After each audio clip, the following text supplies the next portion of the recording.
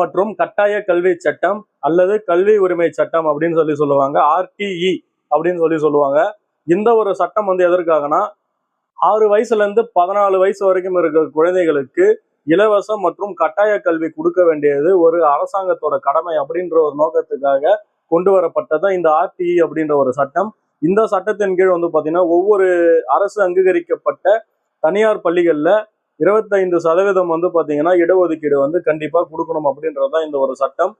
இந்த சட்டம் வந்ததுல இருந்து 6ல இருந்து 14 வயது வரைக்கும் இருக்க குழந்தைகளுக்கு கல்வின்றது ஒரு கட்டாயமாகுது அப்படின்ற ஒரு விஷயத்த நீங்க எல்லாரும் தெரிஞ்சுக்கணும். அட்மிஷன் அப்போ பாத்தீங்கன்னா இந்த RTE சம்பந்தமா அட்மிஷன் ஓபன் பண்ணுவாங்க. அதை வச்சு நீங்க உங்களோட குழந்தைகளை இலவசமா படிக்க வைக்கலாம். அதற்குன்னு பாத்தீங்கன்னா சில கிரைட்டீரியாஸ்லாம் இருக்கு. அதுக்கான வீடியோஸ் முன்னாடியே நம்ம நிறைய போட்டு இருக்கோம். தெரிஞ்சுக்க வேண்டியது, ஒரு அரசு அங்கீகரிக்கப்படாத பள்ளிகள்ல நம்ம சேர முடியாது. அரசு அங்கீகரிக்கப்பட்ட பள்ளியில கண்டிப்பா 25